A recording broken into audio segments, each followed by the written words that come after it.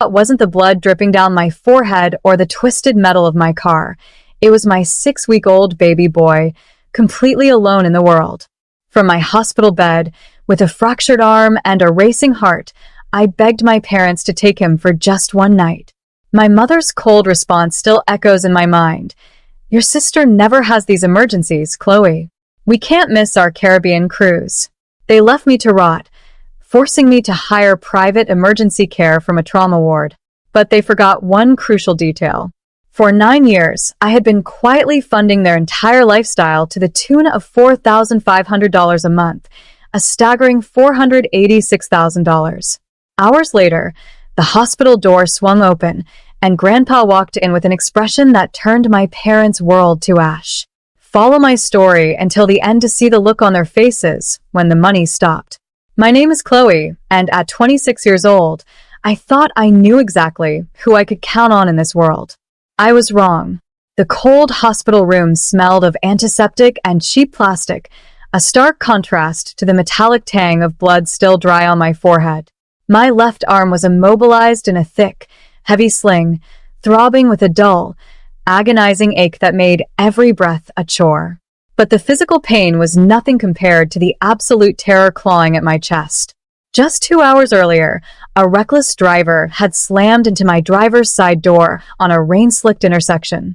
My car was a crumpled accordion of steel, a total loss. By some miracle, my 6-week-old baby boy, Leo, wasn't in the vehicle with me. He was safe at home with a teenage babysitter whose shifts ended at midnight. It was already 11 p.m. With a racing heart and trembling fingers, I grabbed my phone from the bedside table and dialed my parents. I didn't want money. I didn't even need them to comfort me. I just needed them to drive 20 minutes to my house and hold their newborn grandson until the hospital cleared me to leave. When my mother answered, the background noise was a chaotic symphony of laughter and clinking glasses. I frantically explained the crash, the fracture, and my desperation for Leo.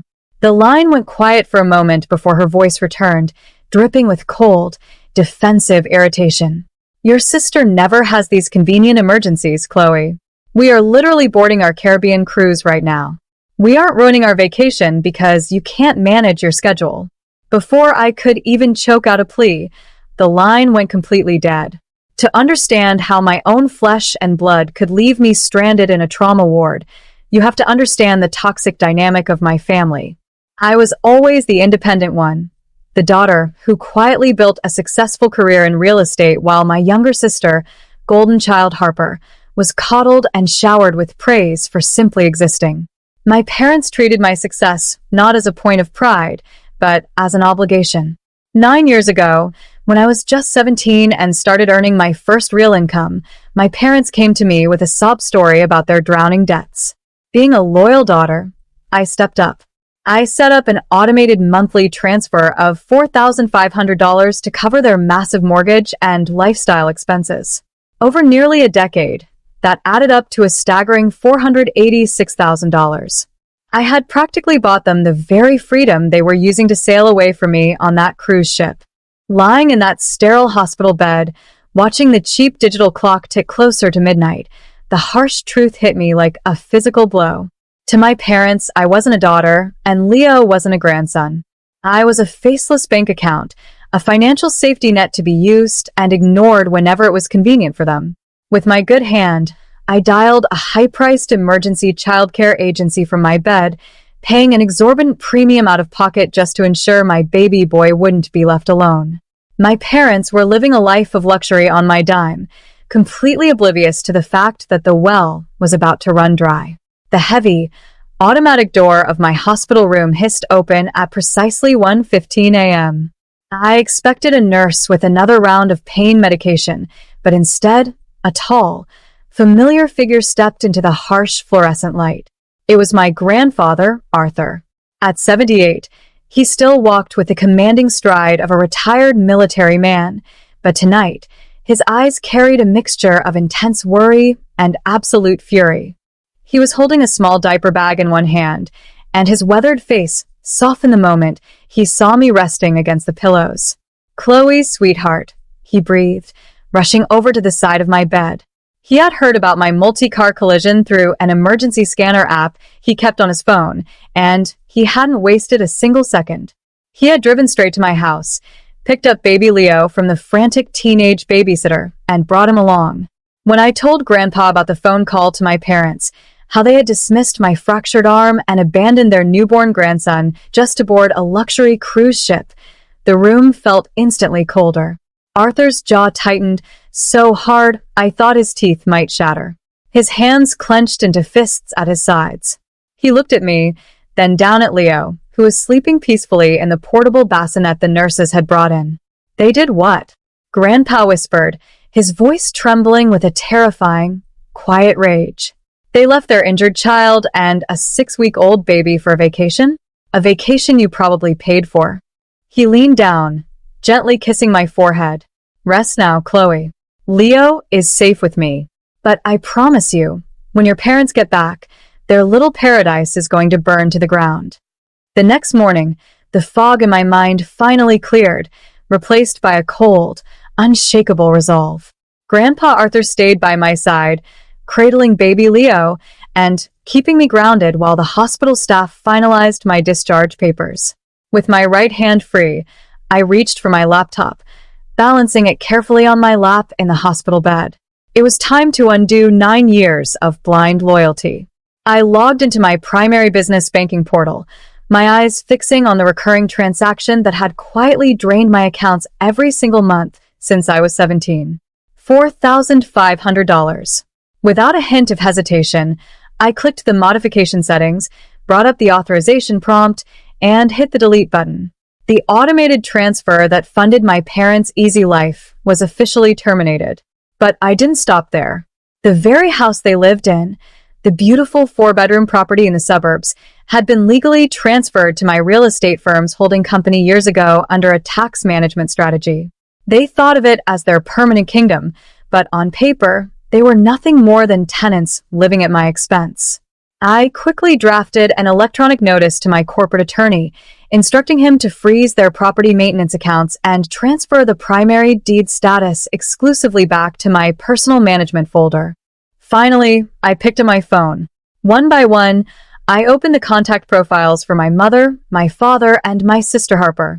I hit the block button on each one, cutting off their calls, text messages, and social media access entirely.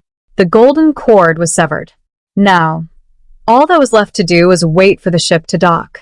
4 days passed in total peace before the illusion shattered.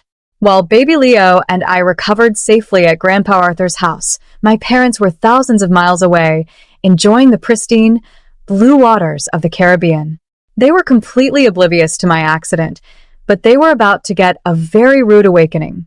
It started at a luxury boutique in Cozumel, Mexico.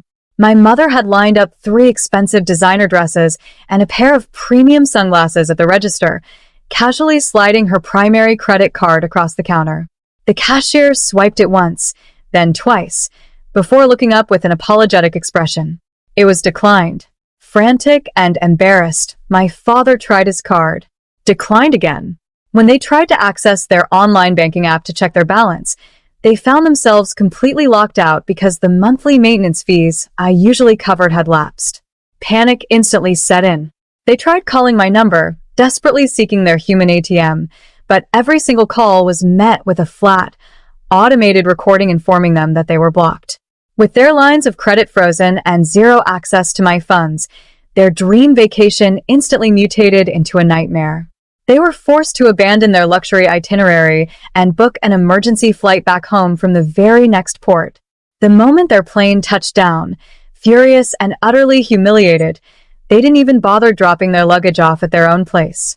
Instead, my parents and my sister Harper drove straight to my house, storming up the driveway ready to demand an apology for the financial disruption.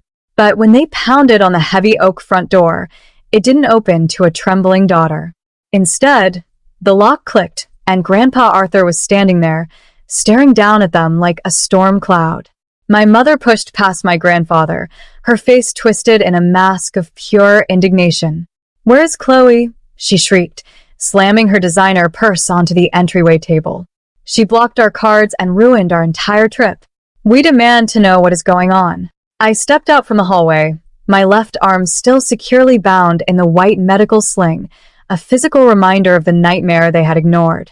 The room went instantly quiet as they stared at me. I didn't say a word. I simply dropped a heavy manila folder onto the table right in front of them. Inside were the itemized hospital bills, the expensive emergency childcare receipts, and 9 years of bank statements meticulously highlighted to show the $486,000 total I had given them over nearly a decade. "You wanted to know where your allowance went?" I said, my voice cutting through the silence like ice. "It went towards saving my life and protecting my son while you were drinking cocktails on a cruise ship." My father opened his mouth to stammer an excuse, but Grandpa Arthur cut him off with a voice that shook the walls. He stepped forward, pulling a legal document from his jacket. "You too are a disgrace," Arthur growled. "I've officially rewritten my estate will. Every asset, every property, and my entire inheritance is bypassing you completely and going straight to Chloe and Leo. You get nothing." He then tossed a second paper at my mother's feet. "And since Chloe owns your house, you have exactly 30 days to pack your bags and evict the premises before legal authorities remove you. You wanted to choose your vacation? Now you can go live in it." It has been 3 months since that day in the entryway, and my parents' gilded world completely collapsed.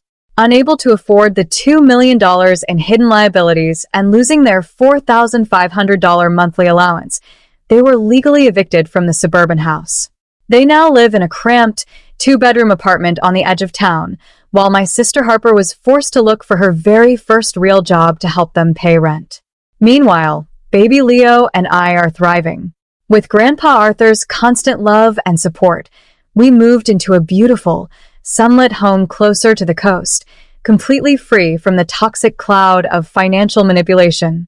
I am finally building a life based on genuine love, not transactional loyalty. What would you have done if your own parents valued a vacation over